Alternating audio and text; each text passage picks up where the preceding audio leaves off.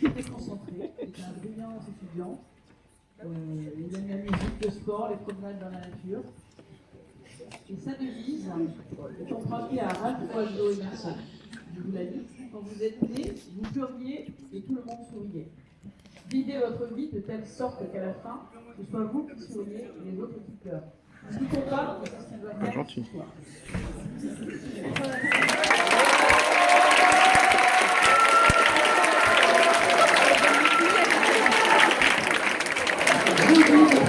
Évidemment, le sujet qu'il a traité ce soir, la citation était « Une idée fixe aboutit à la folie ou à l'héroïsme ».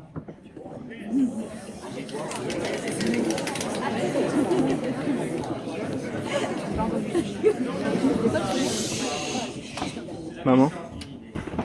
De son inception en tant que concept informe à sa mise en forme, notre esprit regorge d'idées. Elles fusent dans tous sens, s'entrechoquent, naissent et meurent parfois l'instant d'après, pour renaître ensuite, changer, même si ce n'est qu'imperceptiblement.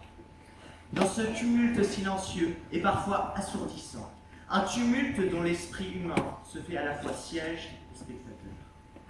Une idée est une chose fragile, certes. Souvent, elle n'est qu'éphémère. Elle demeure un murmure au milieu de la clameur de l'existence. Une clameur devant laquelle nous ne connaissons de répit que quand Morphée l'emporte.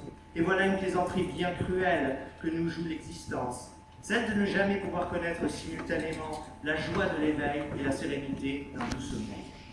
Mais telle la graine d'un arbre centenaire, tel un germe insignifiant dont naît un séquoia géant, telle encore la poussière autour de laquelle cristallise l'eau pour quitter son état informe et devenir glace, une idée devient parfois bien plus qu'un frémissement imperceptible de l'esprit.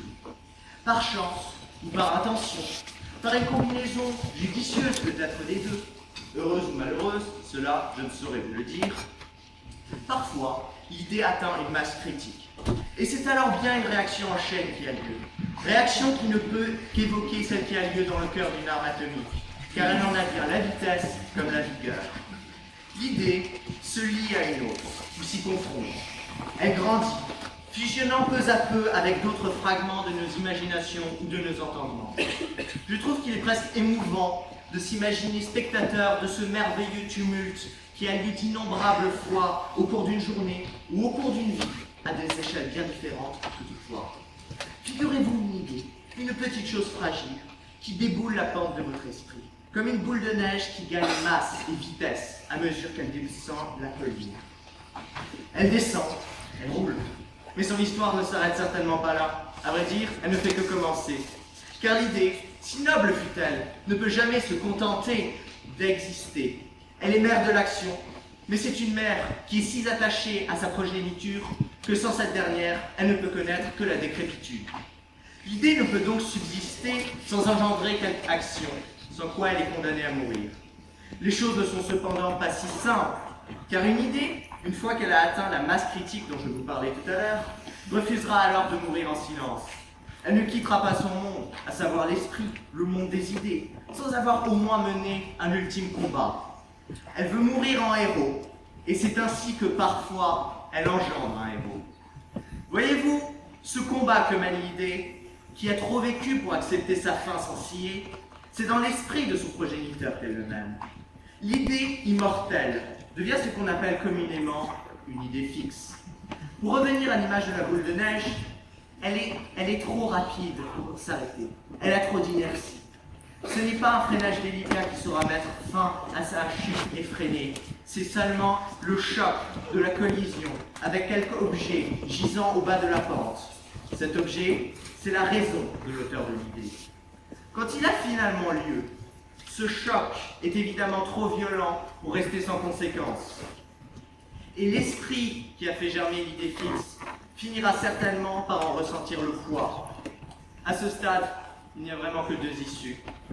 Ou bien la boule de neige, à présent grosse et massive, comme une cabane qui déboule le long d'une colline, se disloquera en pléthore de résidus, en autant d'éclats de glace qui ne manqueront pas de frapper les quatre coins de l'esprit, de les entraîner dans la confusion, voire même dans la folie. Et c'est, vous l'imaginez, le plus souvent le cas, c'est le plus souvent le destin d'une idée fixe. Mais parfois, plus rarement, il y a une lueur d'espoir. Parfois, l'idée, quand elle se disloque, quand elle atteint l'esprit, marquera le début de quelque chose de nouveau, de plus grand, de plus noble. Elle viendra graisser les gonds d'un esprit rouillé par la routine et l'ordinaire, par le méprisable. Cette glace devient alors étincelle, et l'étincelle qui embrasera un esprit jusqu'alors somnolent et se fera mère de l'héroïsme.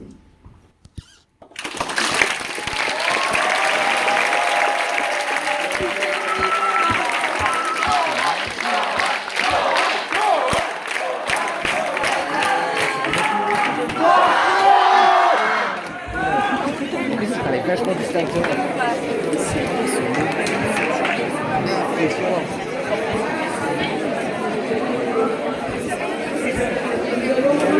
Excellent, c'est bien. Excellent. Quelles sont vos impressions après ce premier passage? C'était pas aussi dur que ça en avait l'air. Non.